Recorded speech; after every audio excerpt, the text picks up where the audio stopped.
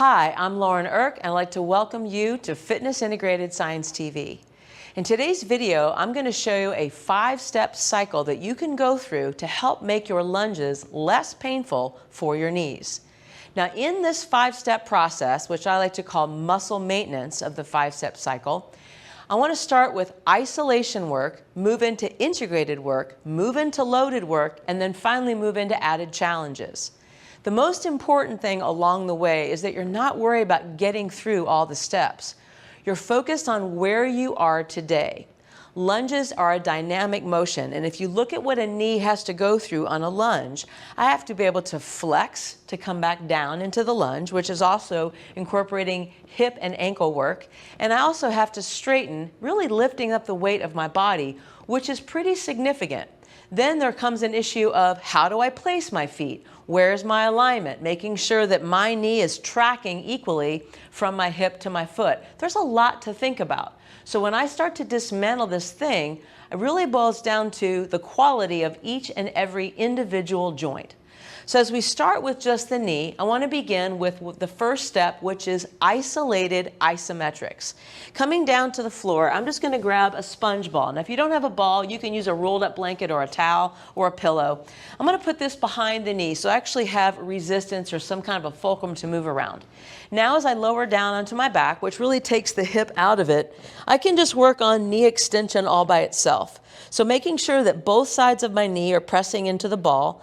All I'm going to do to begin with is work on full extension of the knee. Now, many people would think this is a waste of time if I want to do a lunge, but in reality, if I can't contract this quadricep adequately, it's going to put more stress on my knee, causing it to torque, or potentially in my foot, lower back, or hip.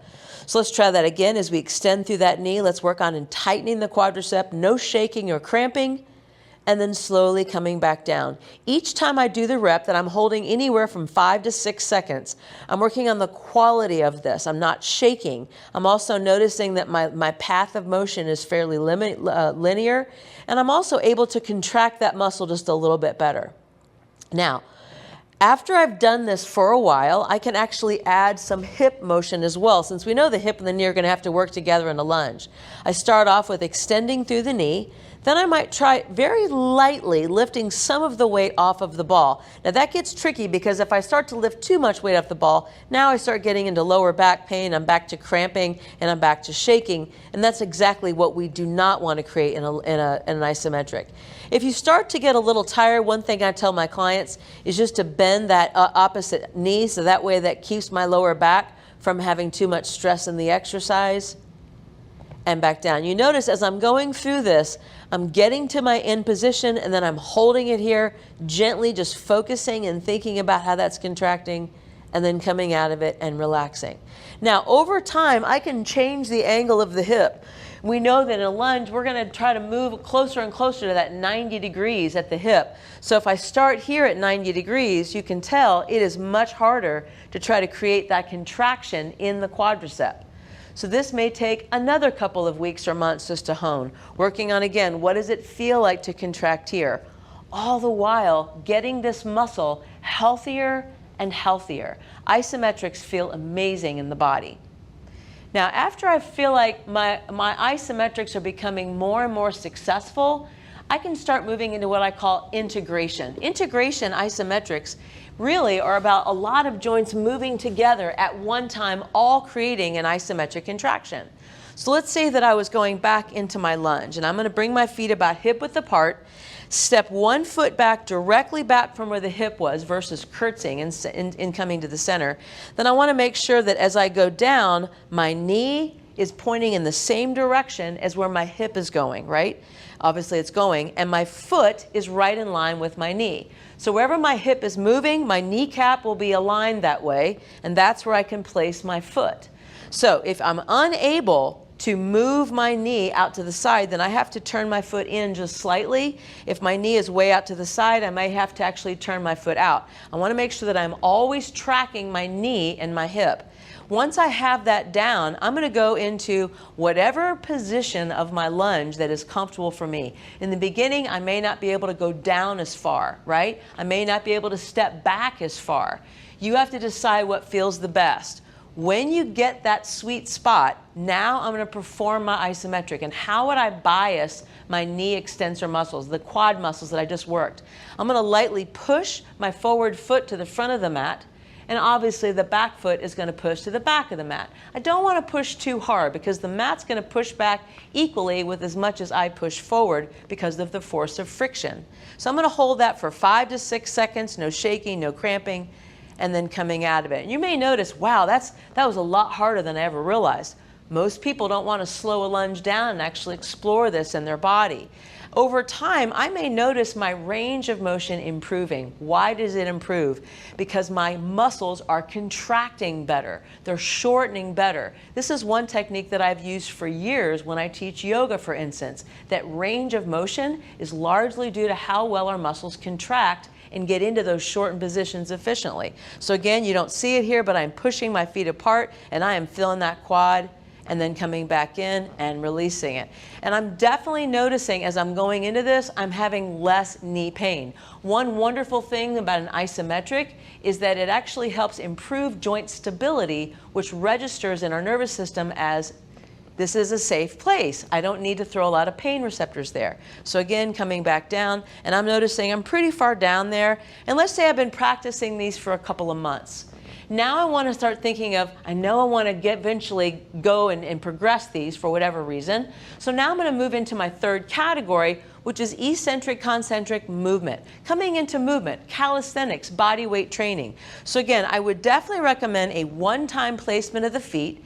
Then as I go down, I'm just noticing how far I go down, but instead of staying there, I'm just going to come right back up out of it. So now I'm exploring how well does my knee flex with my hip and ankle, then how does my knee extend? How much can I contract this quadricep at the top of the motion? And do I have balance? Balance is an issue. I may have to hold on to a wall or possibly a chair. If I feel really off balance, I may even have to shorten my stance a little bit or maybe don't go down as far into the position. To me, this type of body weight calisthenics needs to happen before I ever pick up a weight. I'm trying to really own everything in my body. Now let's just say over time, this sort of split squat starts to feel really good, and I want to explore maybe moving lunges. I'm still in body weight training. Moving lunges might look like I'm stepping back, so I'm shifting my center of mass, and then I'm shifting forward. I like to start with decelerating lunges or reverse lunges. There's much less stress to the back of my knee here because I'm not having to stop, push off the floor, and redirect my motion. So this is exactly where I would place my next step. And I'm not even going to go any further than this right now. I don't see any need to go into a forward lunge at this point. So as I do this, I want to play around with, can I place my foot? Do I place my foot behind my hip, or am I crisscrossing past my midline, putting my knee into an awkward position? So with every step, I want to align the hip, knee, and ankle, and also notice the depth. You may notice that your body is already changing just with body weight training alone if you really get good at squeezing your muscles and actually using them, paying attention. But let's just say over time, I have a goal that I want to add load. Maybe I want to build muscle. When I start picking up weights, I want to use a weight that's appropriate. Why pick up the heaviest weight possible in the gym? Start with lighter weights and progress over time. The more load that I put on my body, it's going to affect my range of motion. So now when I step back, I was like, whoa, I have another passenger to pick up. So maybe I can't go down as far into the lunge as I did with my body weight training. Or maybe I don't step back as far with my body weight training. Totally fine. I might even have to go back into my static position that I started with and practice here for several weeks before I ever go into my moving lunges. And again, every time I come out of that position, I want to think, can I fully contract and squeeze my quadricep while holding these dumbbells? Very important skill to start really honing here. Now, as I move through this amplify stage where I'm actually trying to build muscle, I may get really good at that and my weight may go up and up and up. But let's say that I wanted to play some kind of in a sport and I'm looking for more explosiveness or balance training. Well, what if I drop one of these weights, maybe don't drop it, maybe sit it down, And now I have an asymmetrical load. Now the weight is pulling me into lateral flexion, and I have to work a little bit more laterally across the hip. This is going to challenge my ability to track my knee and ankle. So now when I step back, you can feel, if you're doing this with me at home, I am being pulled towards the dumbbell. So I have to really work a lot harder in my hip, my knee, and my ankle. A lot of these proprioceptors in my joints that are telling my brain, contract these muscles now. And this is going to definitely add a whole different dynamic challenge. Another thing that I can do as I start to get stronger, I can start progressing towards the forward lunge. The forward lunge may start with 2 dumbbells or body weight again.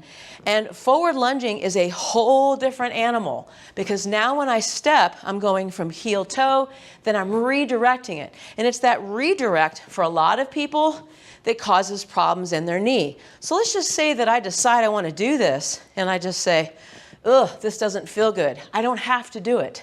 I can leave that out. Lastly, I can try the forward back lunge, coming forward, step, and back. Now I am really playing around with how well do I shift my center of mass. How well can I redistribute my weight over my foot and ankle? And then over time, I may be able to eliminate that center place, going right into the next one.